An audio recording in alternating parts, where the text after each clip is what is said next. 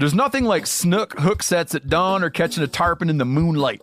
Find your next fishing trip made easy on fishingbooker.com and experience the magic of the Sunshine State or any other destination on your fishing bucket list.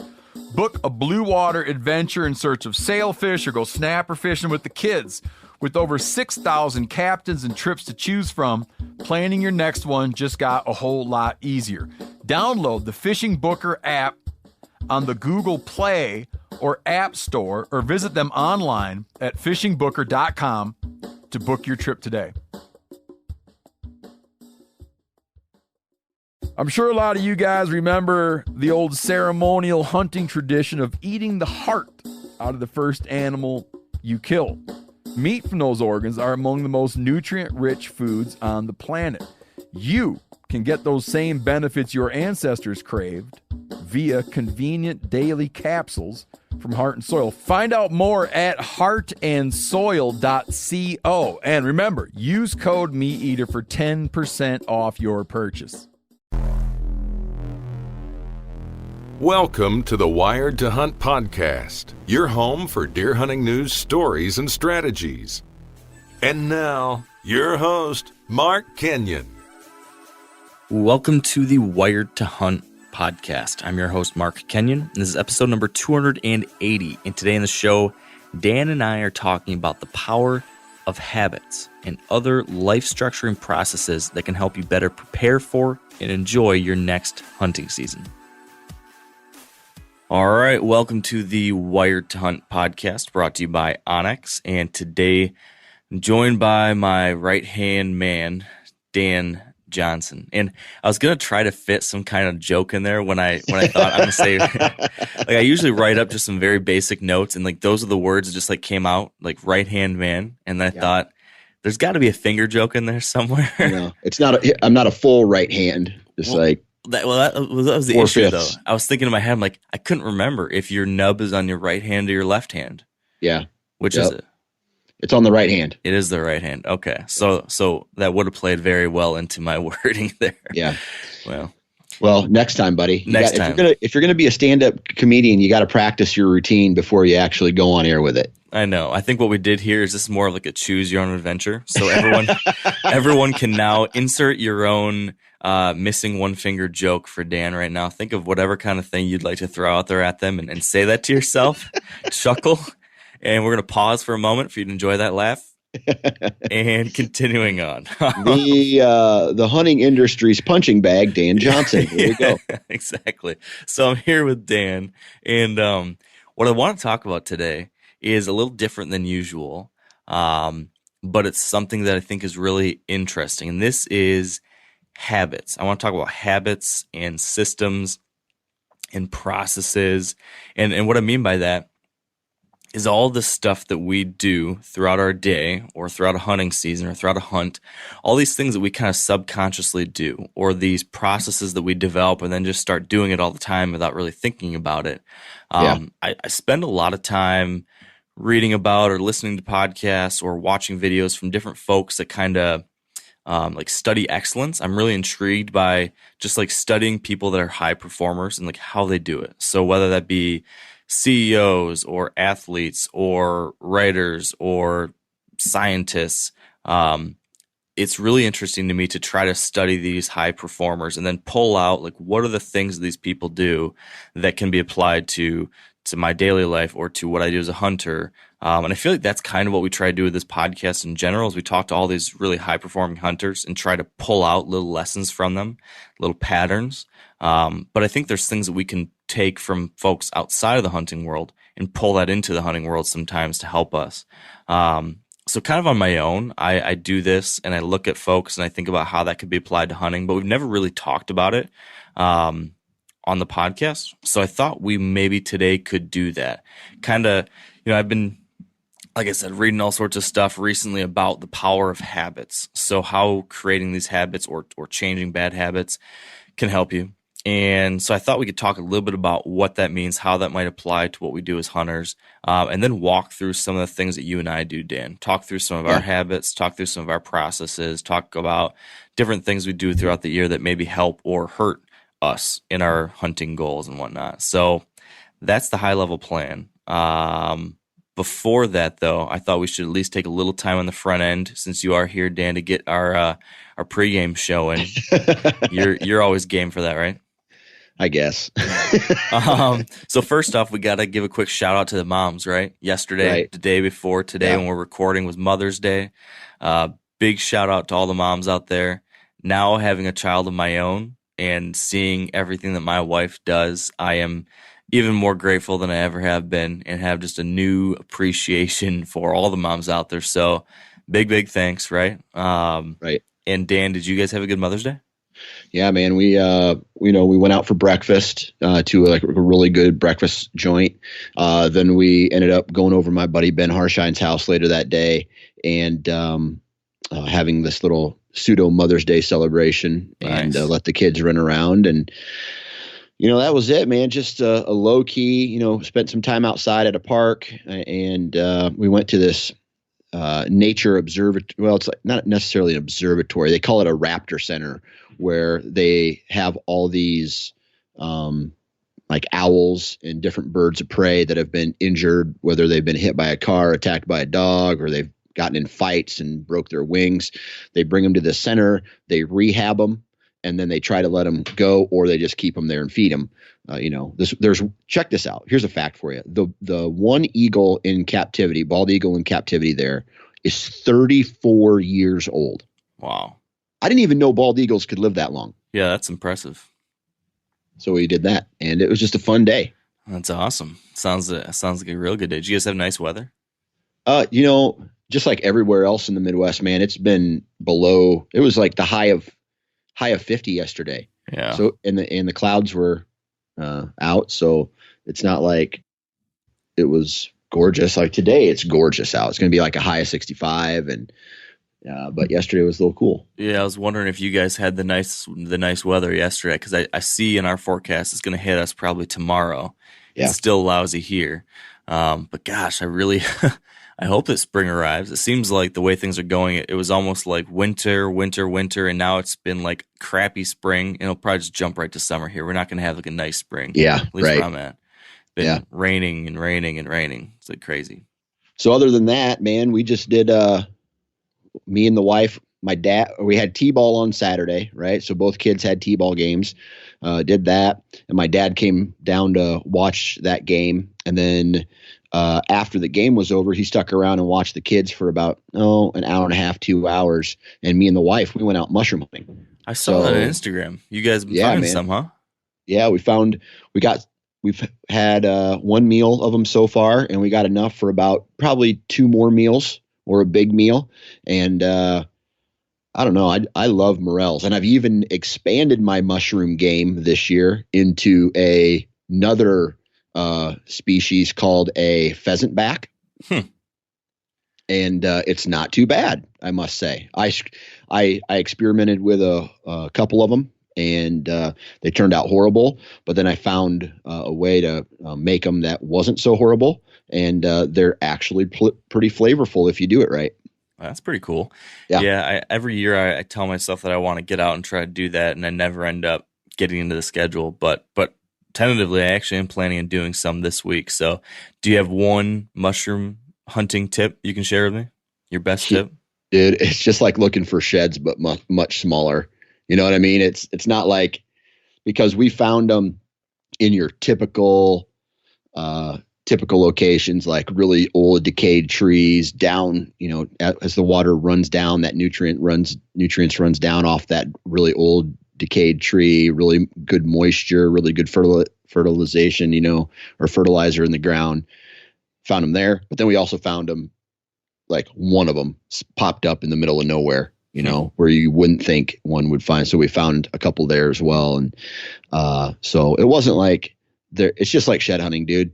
Put your head down and walk real slow in the woods. Yeah. Well, I'm going to try to kill a turkey this week. And then if I can achieve that, then I'll start walking slowly with my head down and hopefully find some mushrooms. That's my game plan.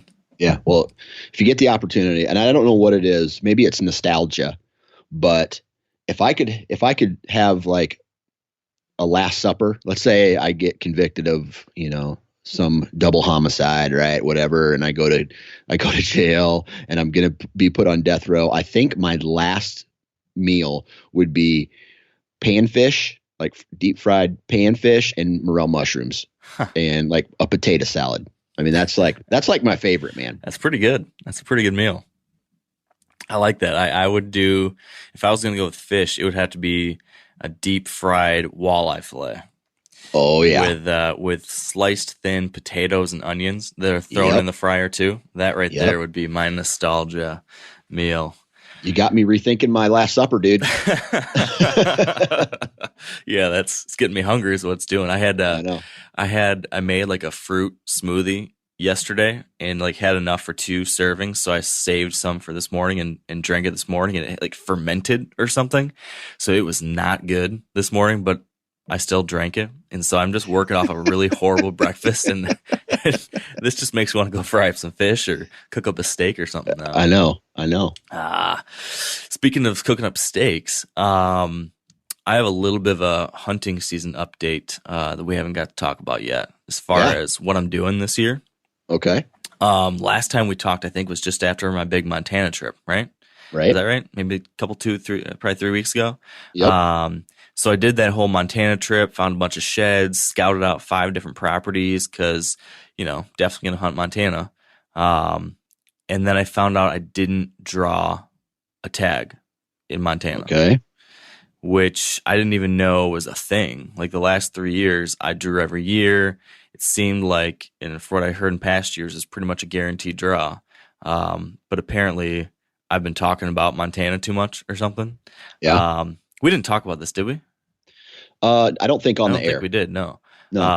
So yeah, Montana not happening. So yeah, after that I was like, okay, what am I going to do? I still want to do that first week of September trip that I've really come to enjoy these last few years.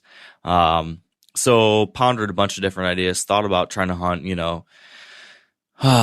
maybe Wyoming, maybe Nebraska again. Ended up settling though on North Dakota because it's the one place that I have scouted a bunch already. I've hunted it once before, further hunted there before, and it's just a really, really cool area, but I haven't figured it out yet. And there's like that, that feeling where you go try something and you just get humbled and you have that bitter taste in your mouth and you want to figure it out. Like I want to get it right eventually. I feel like I need to, before I go tramping off somewhere else, I need to figure this spot out and check that off my list or conquer that challenge. So that's what I'm going to do. I'm going to do a North Dakota early season hunt now.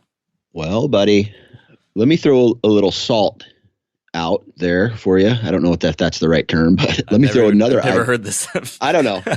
Maybe I just throw made some it up. salt out there. I'm going to throw some salt out there for you. Put some salt on the sidewalk. We got an opening on our elk hunt second week of September. If you're interested, I would love to do it, but I just over the counter guaranteed tag, bud. Colorado, right? Colorado. Yeah.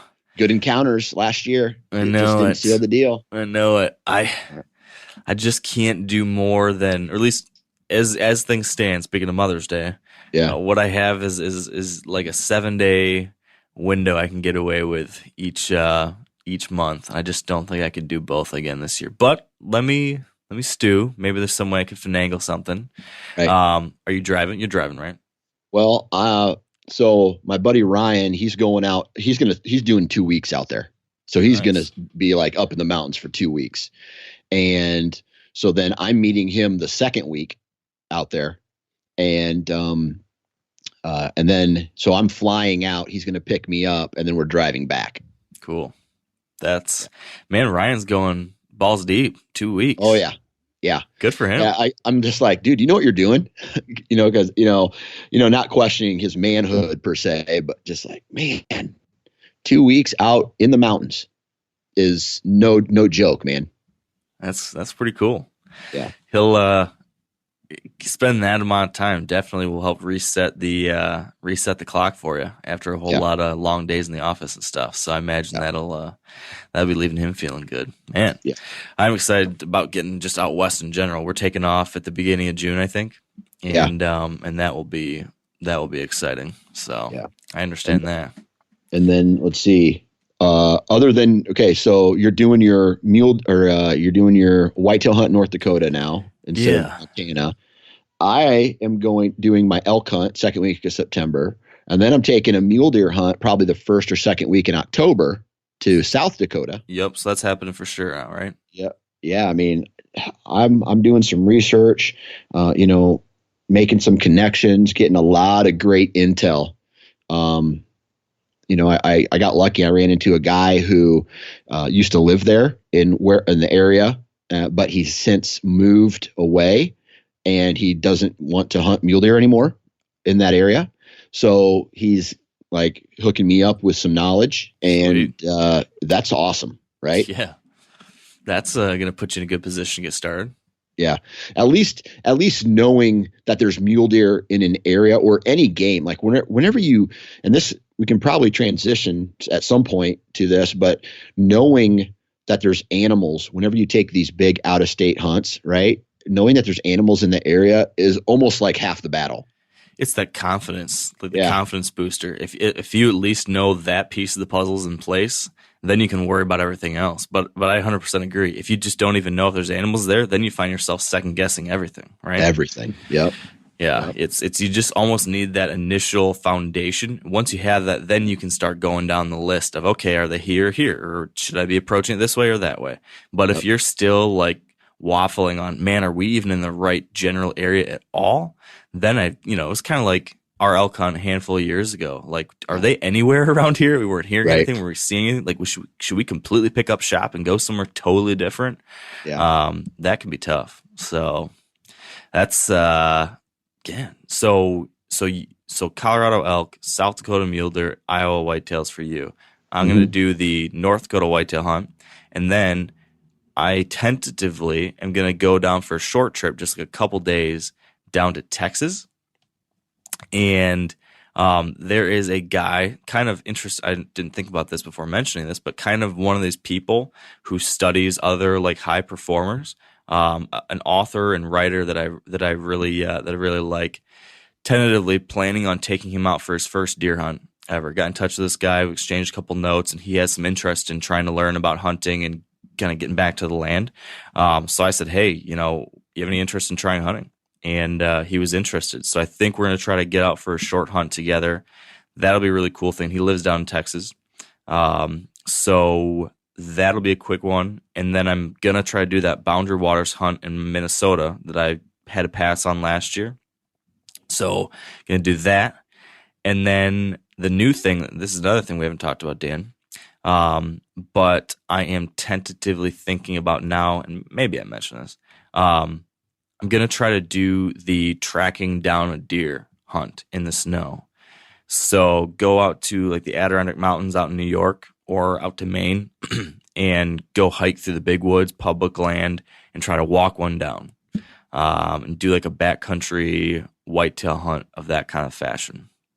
Huh. So very interesting. Yeah, very, very different. So I'm trying to get like some very different types of hunts in this year. I'm going to do, the North Dakota early season kind of typical hunt like I've been doing. Then I'll have my usual Michigan stuff. Then there'll be the canoe in backcountry hunt in October, and then a hike in mountains, tracking deer in the snow hunt in the late season. So it's going to be very, very different kinds of experiences. Well, your lucky ass will probably fill all your tags again this year, and probably. Like, I don't know. Like you walk into a place, and I don't know. There's a part of me that feels like you're that one YouTube guy where he's just like, "Come here, come on, come here, deer, come on now, yep, come on." And the deer just are kind of so curious of what the hell's going on. They just like walk up to you and then you shoot them. Is that what it's like? No, Dan, it's all about good habits and processes and systems. There we go. And there's the transition. So Dan, what I want to talk about today is good habits and systems and processes and how to take all these different things that we learn and like build a structure around it so that it becomes like second nature for us. Yes. And I was actually inspired to do this kind of whole topic conversation because of an email I got. you and me were going to do a podcast last week, and so I was going to look through a bunch of listener questions and just put together kind of a Q&A type deal. And one of the questions I got was related to this. Specifically, he was asking about kind of like our goal system, goal setting habits, Right. how we track progress, things like that. And it got me thinking about this bigger picture stuff, just in general, these habits. And, kind of like a generic definition of habits in this kind of way is something, an action in your life that at one point started as like a deliberate choice.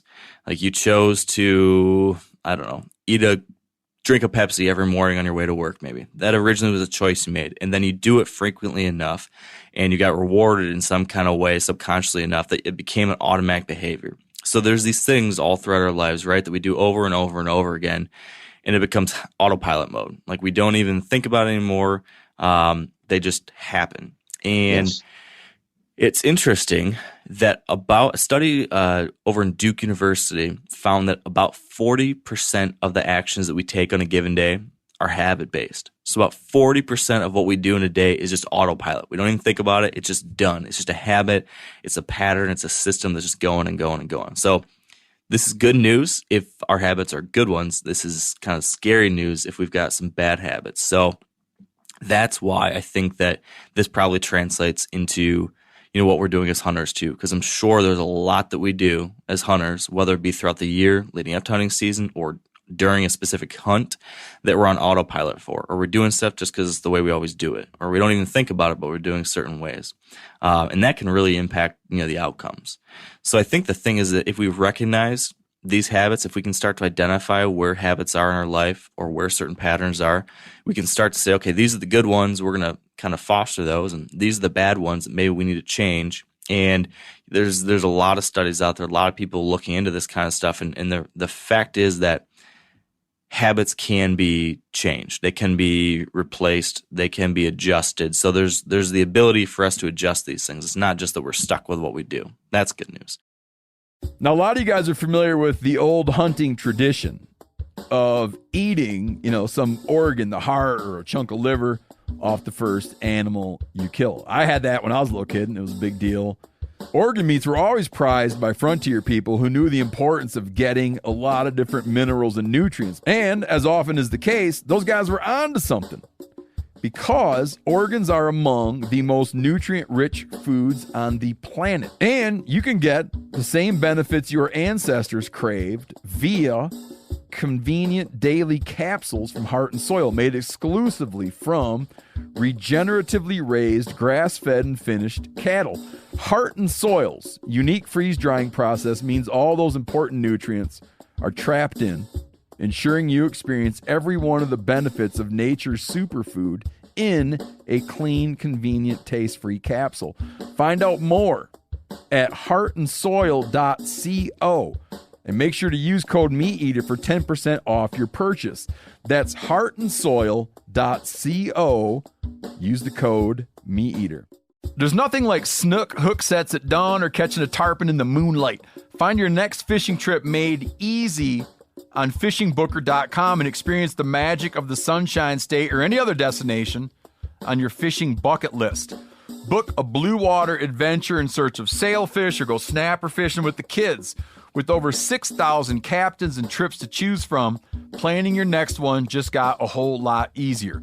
Download the Fishing Booker app on the Google Play or App Store, or visit them online at fishingbooker.com to book your trip today.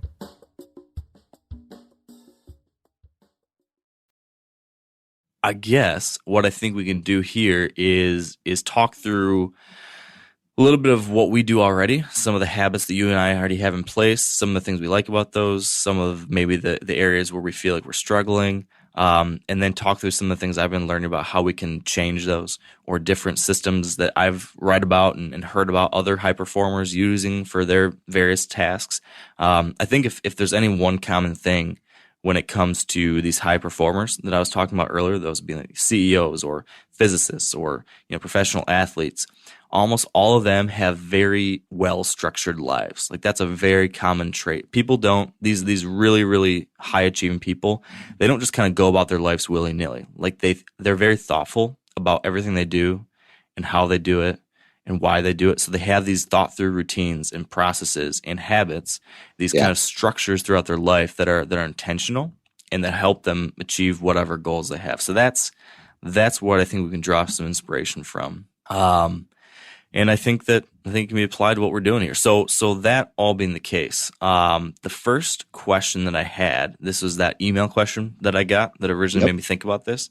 I think it's a good one to start this whole conversation, because a lot of the people that I've been reading about when it comes to good habits, good systems, good processes, one of the very most important things for all these high achievers is having goals, like really firmly understanding, like, what are your goals?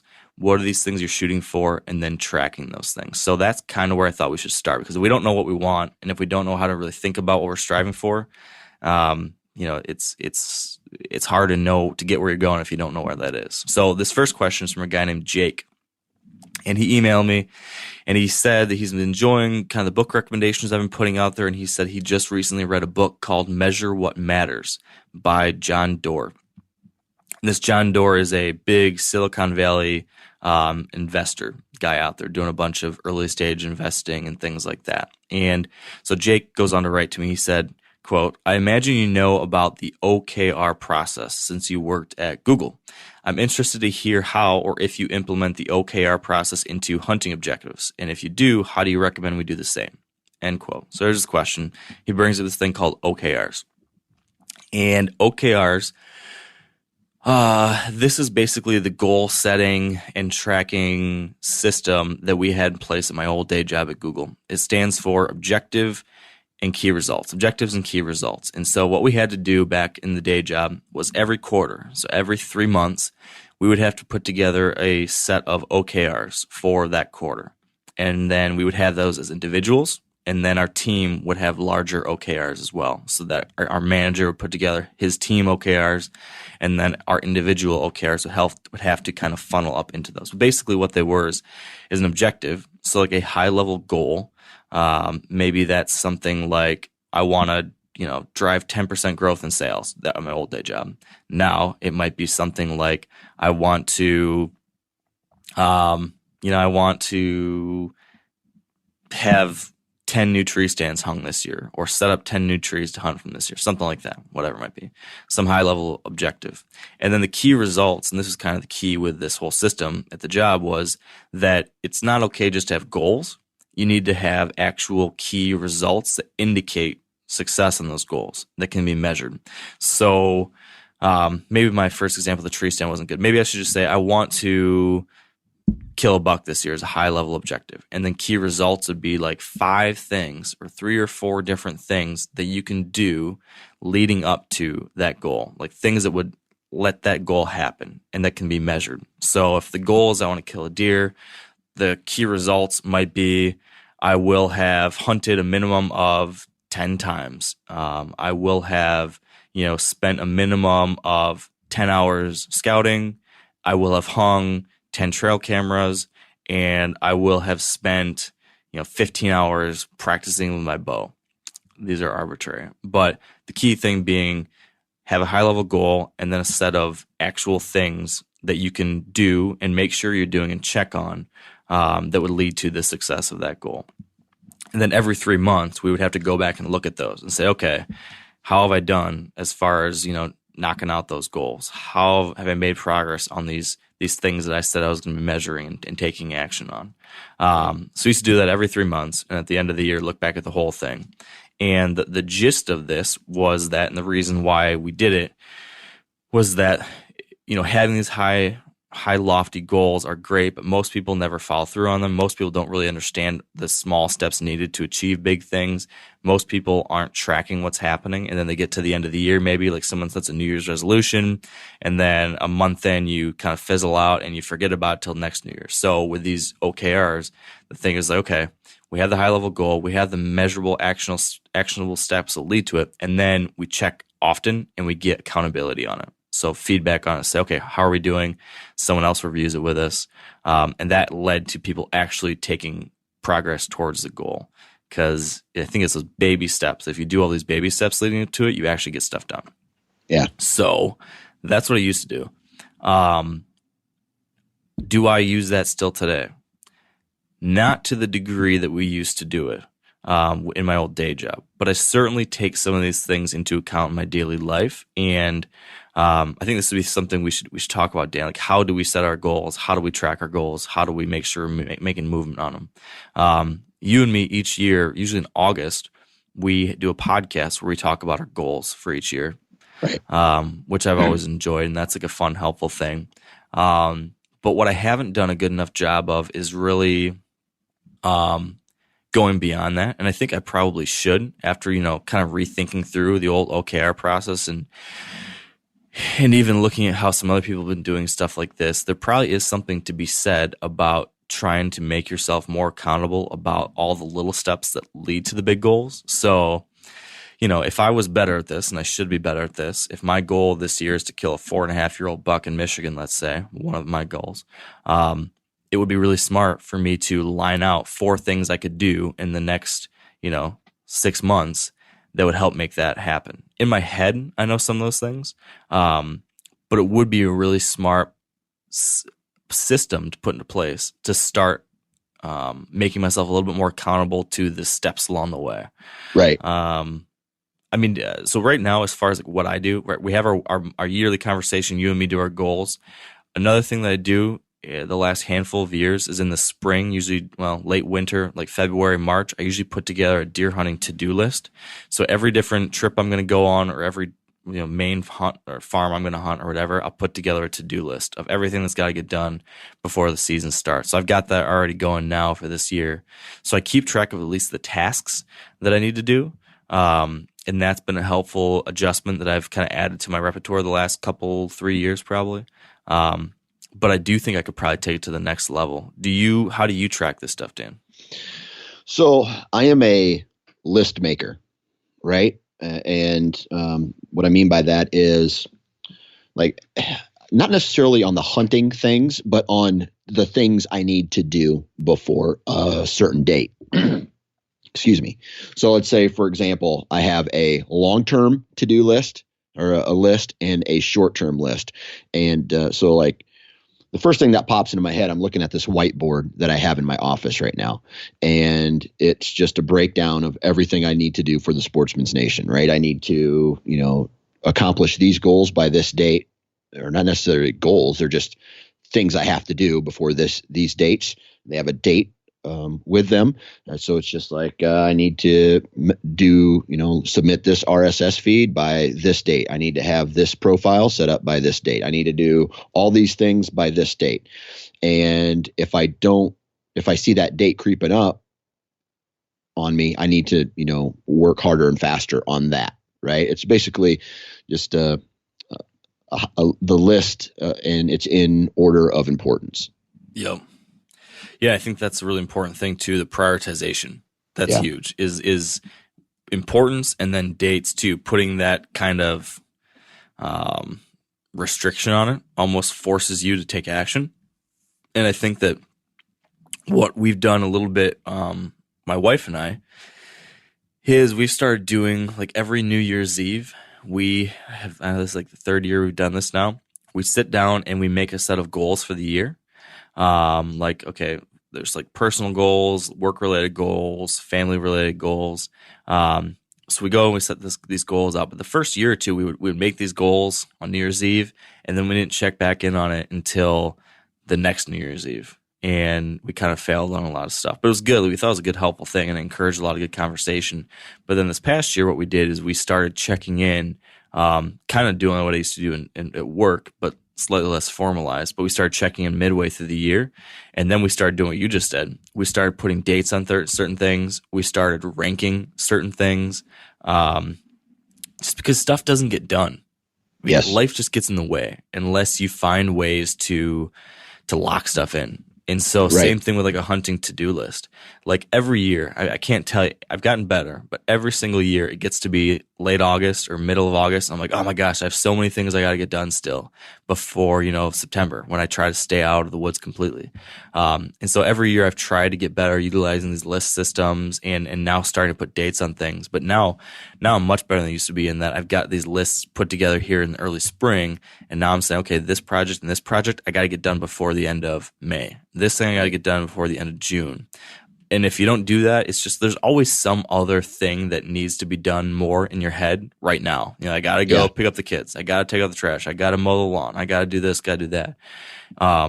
It's only when, at least for me, the only way I can get things done well ahead of time without procrastinating on them is if I put a date on it and I force it to happen. Like, okay, I know this thing has to happen. I need to make time for it because the time isn't just going to magically arrive. Like, you have to carve it out somehow. Proactively doing it. Yes. But I struggle with that. Like, I'm a procrastinator unless I force myself to do stuff like this. And I feel like this is the stuff, like getting these early off-season projects done, getting the scouting done, getting all the work done.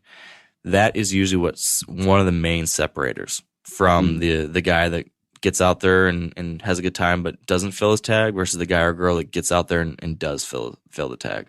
Yeah. It's follow through. Right. I think that's key.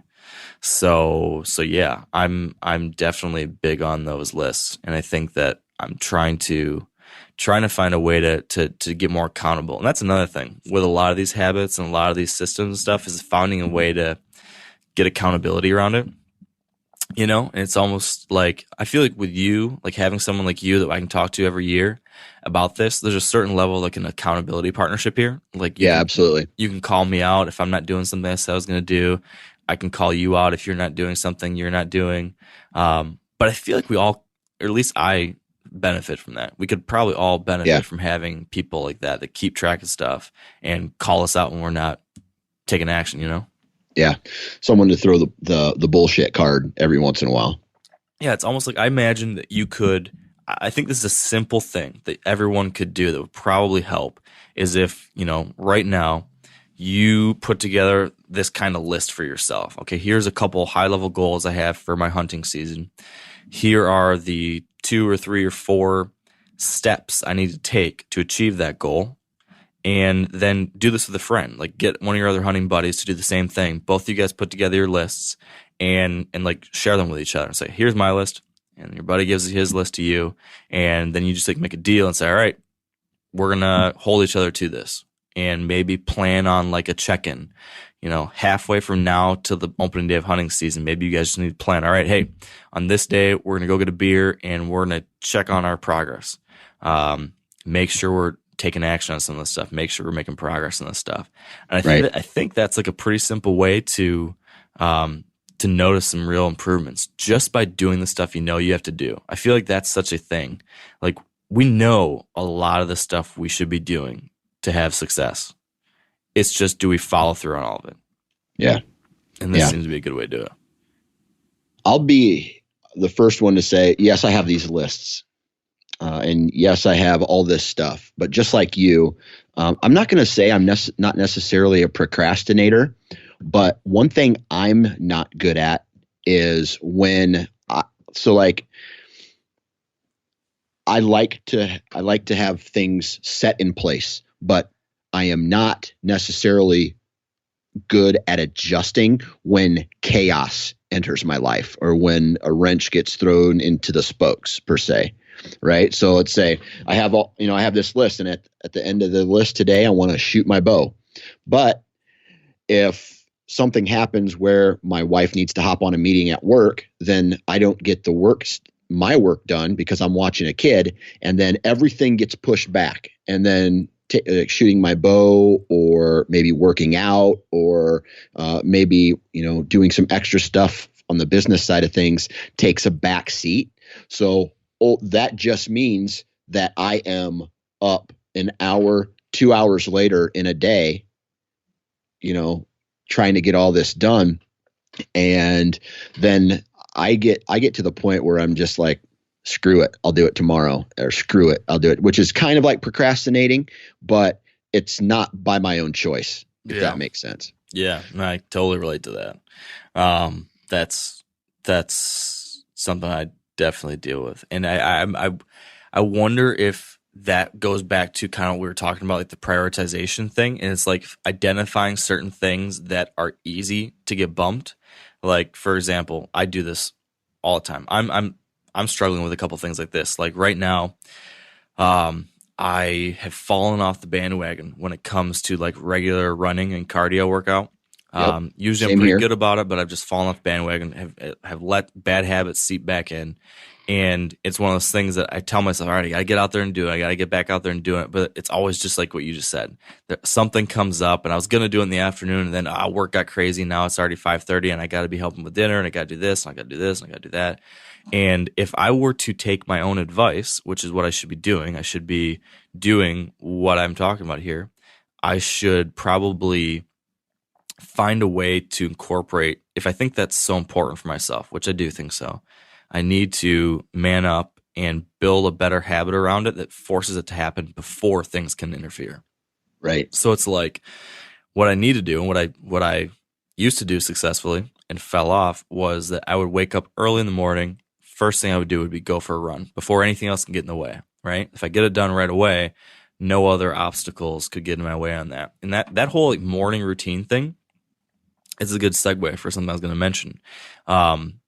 One of the things that I've tried really hard, struggled with, but have gotten much better at it, is developing a morning routine. And this is another one of those things when you look at all these high achievers and high performers, another big consistent pattern with these people is that they start their mornings in like a really planned, thoughtful way. Like a morning routine is like, if you go out there and like Google morning routine, there's tons and tons and tons of stuff written about this. Like there's been a lot of evidence that shows that the people that have a certain way they start their days and don't just, don't wake up at a random time and kind of fiddle faddle around, but actually have a plan and getting their day started off the right way, do the same things, have good habits around it, like for a number of different reasons. It really leads to positive change. Good stuff. So I've been trying to develop that myself. Like my tendency is I like to stay up late and I would like to sleep in late. If it was just my body doing what my body would do, I can sleep in late and I just do that.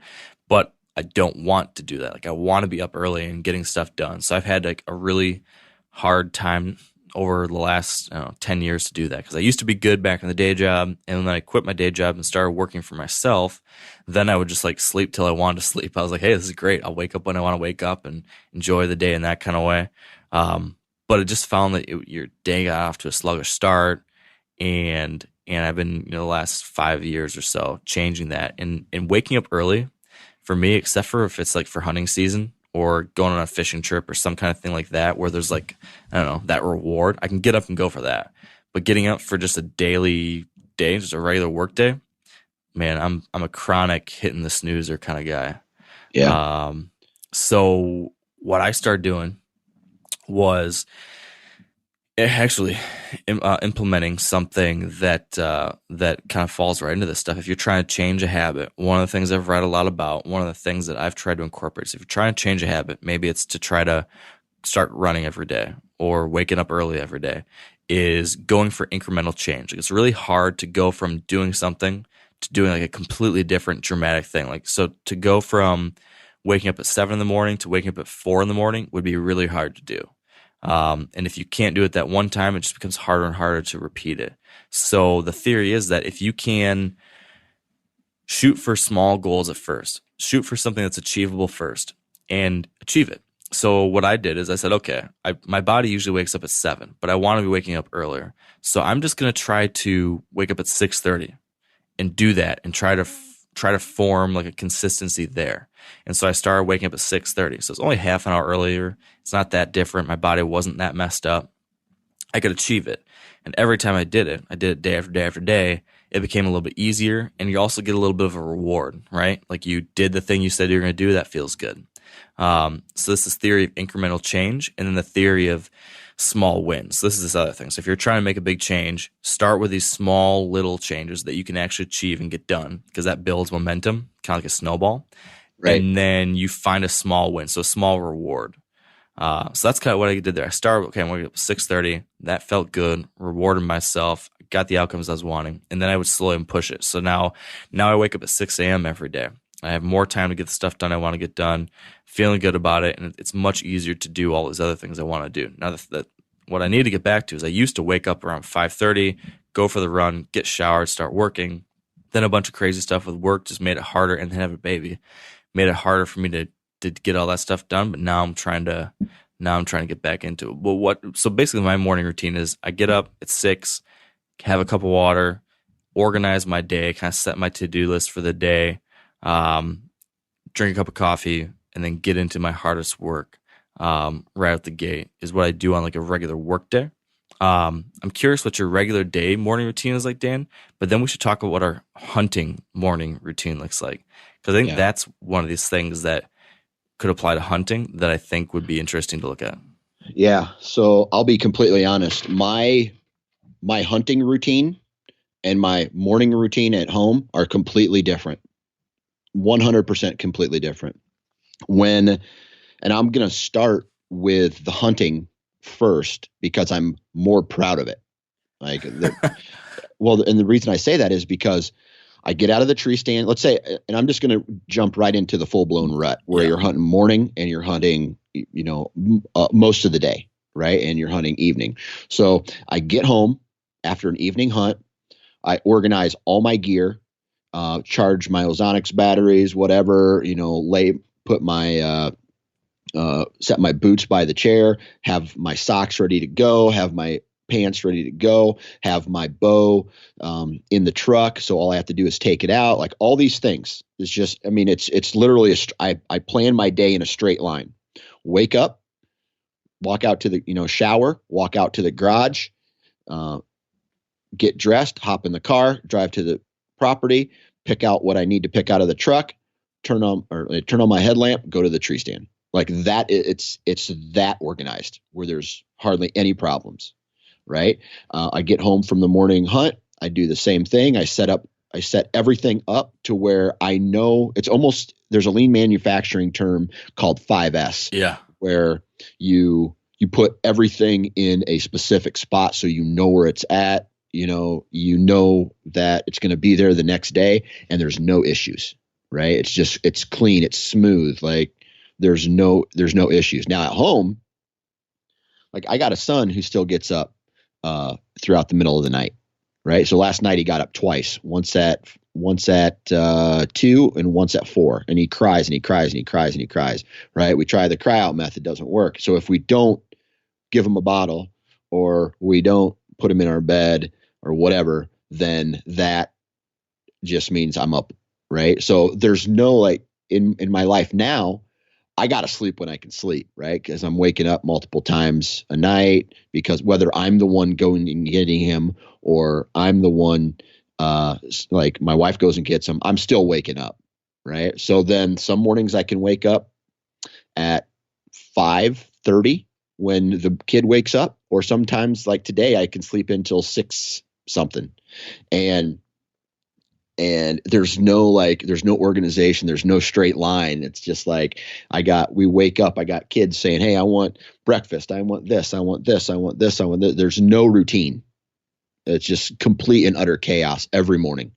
And even when I try to get things organized, it seems like it quickly falls out of that line, right? Just because of the chaotic state that the household is in every single day. Yeah, that's got to be challenging. Yeah. Yeah. So I know this is kind of maybe a little bit off the topic, but I think it's very important because for me, and I think for you, you are very passionate about hunting and the outdoors. Or I won't say the outdoors because I know your wife is pretty outdoorsy too, but you as far as hunting, right? Yeah. And me as far as hunting, and my wife, she likes the outdoor, like she likes hunting, but it's not her passion, right? So how have you addressed this issue to where, yes, you want everything in your hunting world to be organized, but maybe somebody else like your wife doesn't really care about that kind of thing? Yeah. Yeah, that's an interesting point. And where I get into trouble, and this just came up the other day. there was a project at the house that I was working on. I did it. I thought I did just a fine job with it. My wife felt like I did a half-assed job with it, and she was really frustrated with it because she's like, how come there's all these things around the house that need to get done and you just kind of schmuck it together? But then when it comes to hunting, you don't cut any corners. You talk about how important the details are. You're working so hard at this stuff. So why are you prioritizing that stuff and doing quality work, and then you do a half-assed job here at home? And that was that was a hard burn. That was a hard burn. Yeah. And I don't try to do that. Like, I'm not purposefully trying to do a half-assed job staining the deck or something like that. But maybe she's right. Maybe there's certain things, like stuff that I don't enjoy as much, or stuff that I just like has to get done because it has to get done. Maybe I'm guilty of that. She might have made a good point, and I don't know how to deal with that. It's like, to your earlier point, it's like almost the biggest thing I've been trying to do is understanding what really matters to my wife as far as what is she prioritizing. So for her, like, it's like action and service is really important to her. So like, it's not how much I tell her I love her or how nice I am to her or how well I treat her or anything like that. That's great. But the stuff that really fills her up is like acts of service. So actually doing things to help her, doing things around the house. All that stuff is the stuff that like really shows her that I care. And so I struggle with that because I used to be much more like, I verbalize stuff, but I'm not as good as like doing all those kinds of things. She's much more of like the taking care of people. And I guess maybe I get a little bit tunnel vision and I get focused on something that I'm working on, and then I get the blinders and I don't do as good at helping other folks. So that's been a struggle for me, and I've been trying to recently like just prioritize it, like figure out I actually have this kind of ties in everything. I've tried to place cues within my life to make sure I think about these other things. So I've got Post-it note right next to my computer. So that's the place where I'm usually so focused on work, and that's where I get into trouble because I get in here and I'm working on some project and I'm obsessing over work. Now I got a cue right next to me that I see every day that reminds me. It says, what have you done around the house today? Like making sure that because I'm so passionate about the outdoors and my outdoor projects there, I'm spending all this time on that. I need to give back just as much though to this other part of my life that is more important, but sometimes I get sidetracked by the thing I'm passionate about outside of it. So I think I've tried to recognize that there's this imbalance, try to figure out ways to remind myself to, make sure I don't get off track. And if I'm doing that, if I'm showing my care and love for my family through my action, that helps my wife understand why helps my wife be okay with the amount of time and passion I put into the other stuff, as long as I'm keeping the scales balanced with the thing that matters to her most. So the thing that matters to her most is that doing my share here at the house, doing things like that. If I brought her flowers every time I got back from a hunting trip, she wouldn't give a shit about that. That wouldn't help. Yeah. But if I were to take a weekend out of hunting season and do a bunch of stuff around the house or put together something that she really wanted to get done, that's the kind of thing. So I don't know if that 100% answers your question, but like that's how I'm trying to tackle that. Yeah. What about you? Yeah. Oh, just like it's kind of the same, right? But it's just our lives are so busy, right? And now that it's crazy because when I had my cubicle job, I had a routine. I was up in the morning. I did this little thing, I did that. I went to work. I worked out over my lunch break. I went back to work. I came home. I had a schedule every day for podcast until X time. And then after that, it was family time, all after that, like complete routine. Now, since I've had to take the kids out of daycare, right? Because, we're not making the same money that we're making anymore. I took the kids out of daycare, and yes, we're saving money, but now there's, 16 hours a week. I'm not going to say 16 hours because that's just the amount of time that the kids were at daycare, 16 to 20 hours a week, that I no longer have to work on things. So now that has to be redistributed throughout 3 other days, 4 other days, 5 other days of the week. Sundays and Saturdays are typically for the family, right? And I can't just like, hey, I got this work to do, go. That kind of frustrates my wife, right? Whether I need to shoot my bow or I need to work out, right, to get ready for this Colorado trip, and it just, I don't know, I need to stop this snowball from getting bigger and bigger and bigger and bigger. And that's very hard to do. Yeah. Yeah. I 100% am right there with you. Now, a lot of you guys are familiar with the old hunting tradition of eating, some organ, the heart or a chunk of liver off the first animal you kill. I had that when I was a little kid, and it was a big deal. Organ meats were always prized by frontier people who knew the importance of getting a lot of different minerals and nutrients. And as often is the case, those guys were onto something, because organs are among the most nutrient-rich foods on the planet. And you can get the same benefits your ancestors craved via convenient daily capsules from Heart and Soil, made exclusively from regeneratively raised, grass-fed, and finished cattle. Heart and Soil's unique freeze-drying process means all those important nutrients are trapped in, ensuring you experience every one of the benefits of nature's superfood in a clean, convenient, taste-free capsule. Find out more at heartandsoil.co. And make sure to use code MeatEater for 10% off your purchase. That's heartandsoil.co. Use the code MeatEater. There's nothing like snook hook sets at dawn or catching a tarpon in the moonlight. Find your next fishing trip made easy on fishingbooker.com and experience the magic of the Sunshine State or any other destination on your fishing bucket list.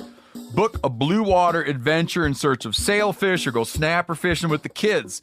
With over 6,000 captains and trips to choose from, planning your next one just got a whole lot easier. Download the Fishing Booker app on the Google Play or App Store, or visit them online at fishingbooker.com to book your trip today.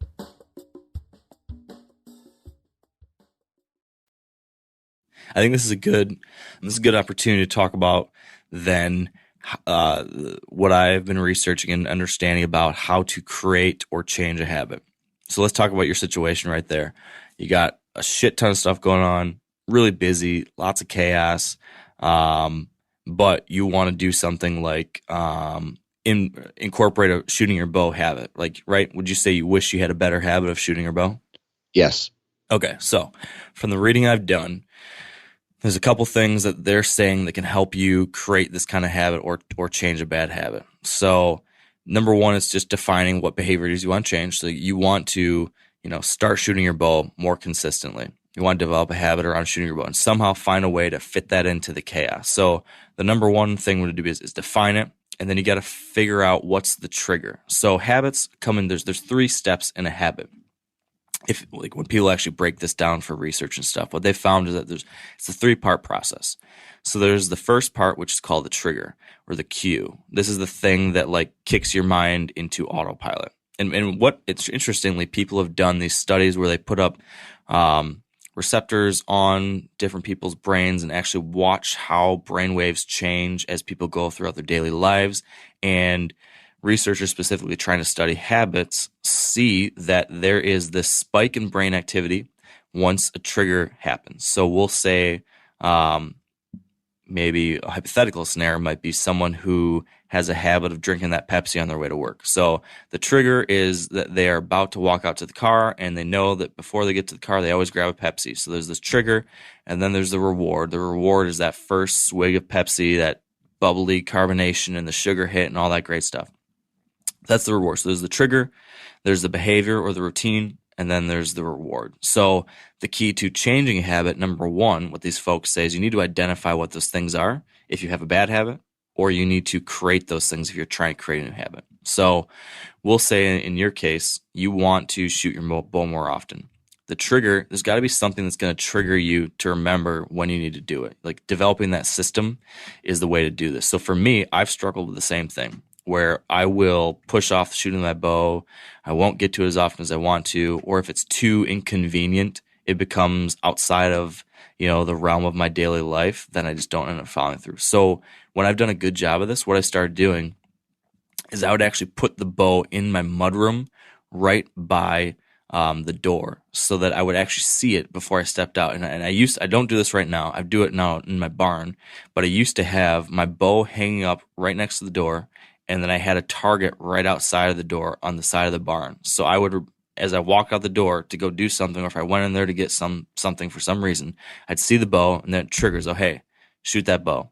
And then right then I could go ahead, open the door, shoot 3 arrows and get that, kind of develop that habit. Just something to trigger your brain. Remember to do this.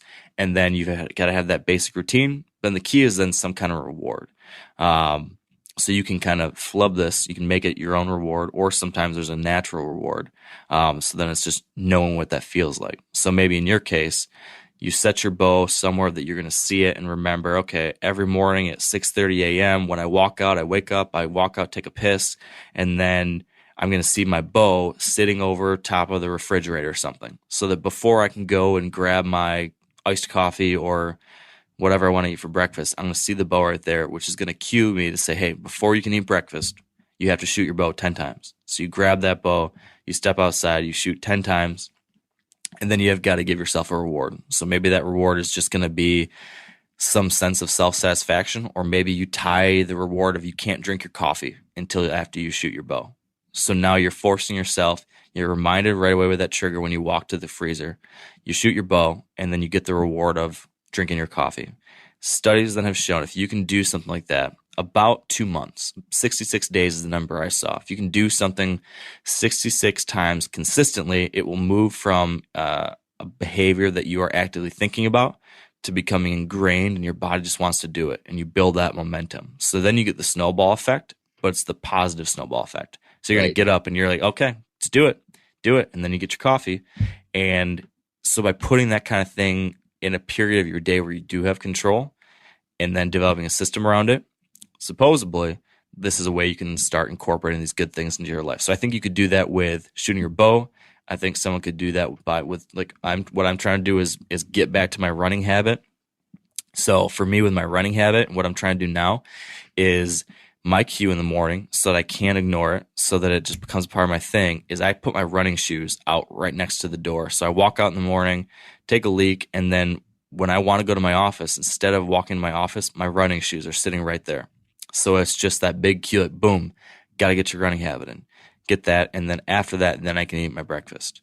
So that's kind of this system that people are talking about that supposedly can help you create these new positive habits. So I think, there's these things that apply to us in preparation for hunting, or you might have a bad habit. And the big thing with people that have bad habits, I don't know what that might be in the hunting context, but I'm sure there's lots of bad habits we have. Like the bad habit maybe is procrastinating on getting all your tree stand prep done or whatever.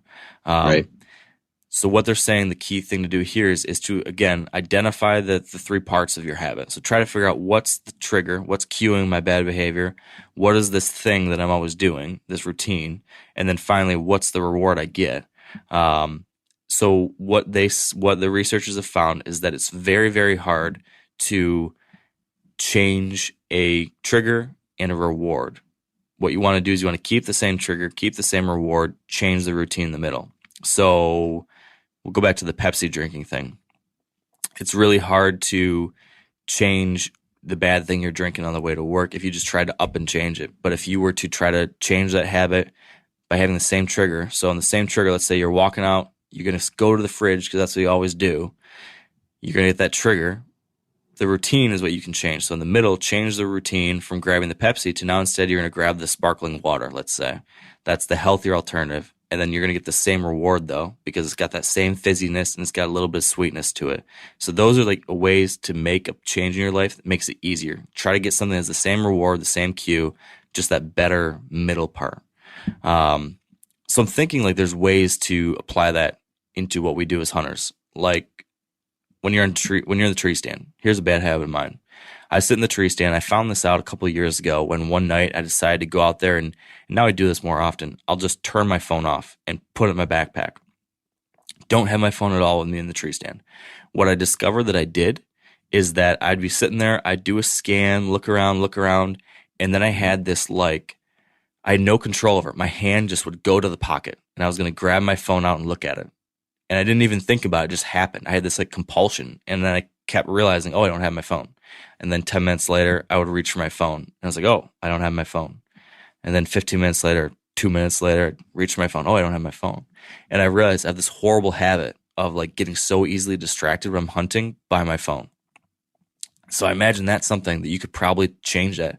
You could find you've got this trigger that is, hey, I need something to distract me or something. And then the reward is you get some tiny little distraction. But the bad routine in the middle was looking at my phone. I don't know what this would be, but maybe there'd be some different thing. Maybe you could have like a little stress ball or something in your hand, in your pocket. And then when you typically would try to go and grab your phone because you've looked around for 10 minutes and haven't seen anything, instead of doing that, you just grab the little fiddle gadget or your little stress ball or whatever. And that's the little thing that takes your mind off the monotony for a couple minutes, and then you're back at it. I think that's how you could start implementing this kind of system to deal with various things in your hunting world too. I don't know. Does any of that resonate or make sense? Yeah, man, it does. I get that same kind of thing where, when I hunt closer to my house as opposed to my main farm. My main farm, I don't get like 3G or 4G or anything down in there. So I don't have that problem, right? I get like 1 bar, 2 bars. I basically get enough, I guess, coverage to where if I kill a deer, or shoot a deer, I can call, even if the call gets dropped, people know that I've killed a deer, right? So, because I don't call people when I'm hunting, right? So, Right. So I don't typically have that problem. It's just, man, my big problem is when chaos, like I have my path, but when chaos enters it, and I don't know, that's something I work on every single day. Yeah. There was this book I was reading by a guy named Tim Ferriss, who kind of, this is his big main shtick, is that he's got one of the most highly listened to podcasts out there, a lot of very successful books. It's all about analyzing these top performers. So he's kind of doing exactly what we're talking about. And one of his big takeaways, one of the big kind of rules coming out of all these different interviews he did with all these different people, was that the basically what he says, this quote that he said is, do not work more to fix overwhelm, prioritize. So it's just like what you were talking about better. Like if you're overwhelmed with chaos, if there's just too much going on, very often the solution to that isn't by just like trying to do more and more and more and more. Very oftentimes the best way to deal with that is the prioritization. I feel like that applies exactly to what you're saying. It's like figure out a way to rank order things and then push stuff up on that list if it's typically getting knocked off. I think that's kind of the big thing he saw. And then the other thing for me, I always remind myself, and this is more of like when I'm dealing with a big project versus like lots and lots of little things, but whenever I'm dealing with a big project, I always remember that old adage that how do you eat an elephant, or how do you eat a whale or something? It's bite by bite. So just like little step. So that's how I've been trying to approach the big stuff. But yeah, it's also frustrating, and this is where, and I think a lot of guys, what would you say the breakdown for the demographic of men versus women for this podcast? Like 95% men, 5% women, or is it more like 90-10? I think it's 90-10. 90-10. Okay. So 90% of the men on this podcast, whether your wife is a hunter or she's not, I'm just going to say a majority of them are men, right? So I don't know, or maybe a woman can relate to this too. I don't know. I better just stop talking before I dig a hole anyway. Anyway, what I got it is, okay, so to do this passion that we have takes time, right? And if I'm doing that, that means my wife is with the kids. If I'm in this office working, my wife is with the kids, right? Because we're not in daycare. We don't have daycare anymore. If I'm doing something related to my business or my hobby, which is now this big gray area, my wife is with the kids. And I know that spending time with my kids can be very frustrating because I now spend time with the kids. I have to figure out a way to, like, I don't necessarily want to say train her or like help her, or I don't know how to do this without, like, I'm gone. She has to be with the kids. And when she's with the kids, then she's frustrated. Like, she gets frustrated. So I don't know. I'm trying to find out what I need to do so she's less frustrated, to make things less frustrating for her when I'm not in the picture. Okay, so what you need to do is you need to develop a habit for your wife by establishing a cue when you leave to go hunting. So she starts a routine, and then there's a reward when you get back. So then she starts having a positive association with you being gone for hunting. No, I know what you mean. Man, you know, the only other thought that comes to my mind as I think about the same challenge that I've had to a degree is efficiency. It's like, how do I cut out the other fat? Because I don't want to cut out the importance of the family time and my family obligations, and I don't want to cut out the important, hunting work-related obligations. But I'm finding myself like I don't have time to do it all, or I'm making sacrifices where I don't want to make sacrifices. What I've tried to do, and not that I've figured this out at all completely, but what I've been trying is finding out where to trim things up elsewhere. Like, where's the other stuff that doesn't really matter to me, but I spend time just because it's a habit that I could cut. So I don't need to watch Netflix for an hour on a Thursday. I don't need to look at my phone for 20 minutes here and 20 minutes there and 20 minutes here. If you added up all the time you looked at Facebook or Instagram or read news articles throughout a day, that might be an hour of time if you took every 5 minutes and 10 minutes and 3 minutes and added it all up. So it's like, I've been trying to figure out ways to free up chunks of time by cutting out the small stuff and like just being more efficient with my time. Because one of my, kind of like you just said, and me and my wife were just talking about this, one of my big challenges is that I overcommit. Like, I'm always too many projects, too many things, too many goals, too much I'm trying to do. I'm constantly running behind. I'm constantly feeling overwhelmed. I'm constantly too busy. And it's number one, I could be doing a better job prioritizing. Number two, maybe from the front end, I should be doing a better job of understanding what I'm saying yes to.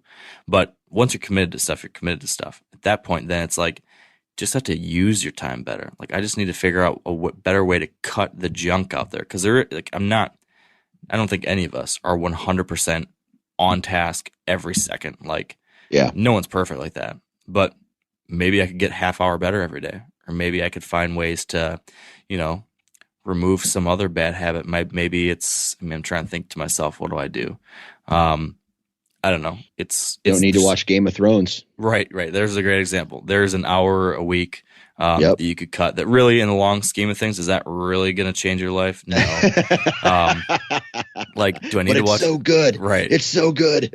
But there's an easy, easy 6 hours over the next 6 weeks that you could have back to work on your big deer hunting project, or work on a big job project, or to do the important thing that your wife really wants to get done around the house, to make her feel a little bit better about, us going off and doing our thing. So there's probably, if I'm guessing, if each one of us sat down for like 20 minutes now and just kind of thought through our day and wrote down a list of like little things we do that don't really matter, but that we just always do, we could probably find some time to do things the way we really should. Yep, I agree. So that's one thing to think about. What have we talked about here? We've talked about creating habits. We've talked about changing habits. We've talked about the importance of setting goals and being able to quantify and track them. We've talked about having accountability partners. We've talked about some of these habits, how you might be able to establish a practicing with your bow habit or a running habit. Talked about some of these struggles we've had balancing time between family obligations and our passion. What do you think, Dan, about you and me trying to take on a change like this, each of us in our own lives, and hold each other accountable to it, and then like report back and try to demo something like this for folks and see if we can do it? Yeah, man, I'm down. what do you want to do? Do you want to do the bow? Because I need to do better there too. Do we want to try to put together something in place that we can each do and try to stick to? Well, I think a lot of these things come, right? Like also with lean manufacturing, we do something called a 5 why, right? And we talk about, I wrote an article about this a while ago, but it's about, okay, why didn't I shoot my bow? And then you and then you answer that question. Yep. Because I didn't have time. Why didn't you have time? Well, because I was, life is chaotic. Why is it chaotic? Well, it's because, whatever. And you go back 5 times and this is to help find a root cause to your problem. Yeah. Yeah. Right. So my goal is to do something like this. And I don't know if I can necessarily do it right now, but I want to be able to, I think if I find the root cause, it clears up much more than me finding time. It's going to allow me to be more efficient in my work week. It's going to allow me to be more efficient with my family. And so my goal, what I want to do is try to figure out what I need to do. And this might just be a conversation I have with her about what I need to do, a conversation with my wife to make my wife less stressful. And I don't know, like something like that. Yep. I like it. Well, what about this? What if we both think about what we want things to be? You can do some exploring and maybe talk with your wife, try to figure out the root cause. When we come back for the next podcast together, let's both have like one thing that we both want to do better or different. And we'll make an agreement between each of us. Like, here's the thing we're each going to do. Here's how we're going to do it. And then you and me, we can try to keep each other accountable on it throughout the rest of the year. Right. Does that sound like a good plan? Yeah, dude. Cool. We can try to demo some of these ideas we're talking about here. And maybe you and I can both get better at something here and maybe help folks see how they can incorporate some possible positive change into their hunting life as well. And that might be fun. So anything else on this topic you want to make sure we hit on before we wrap it up? No, I'm good, man. All right. Well, then I think we should just shut it down and then check back in soon. And that's going to do it for us today. Hope you enjoyed this one. If you are interested in this topic, there's a couple books that I've read that I found pretty handy. I mentioned Tim Ferriss. He's got a book called The Tools of Titans and another one called Tribe of Mentors, both of which combine a whole bunch of different answers to questions related to these topics from various high performers that Tim has interviewed. They're great resources. I also referenced a couple books by Charles Duhigg. There's one called The Power of Habits, and there's another one called Smarter, Faster, Better. Both of these talk about habits and different types of processes and things you can do to become a higher achiever, high performer, the kind of stuff that we're trying to do here as hunters. So lots more out there on the internet too, lots of good podcasts. Tim Ferriss's show, again, is a good one along those lines. So hope you enjoyed it. Hope you found this interesting, and maybe you'll try incorporating a few things into your own schedule. Try it out. Let us know what you think. And until next time, thanks for being you. Thanks for following Wired to Hunt, and stay wired to hunt.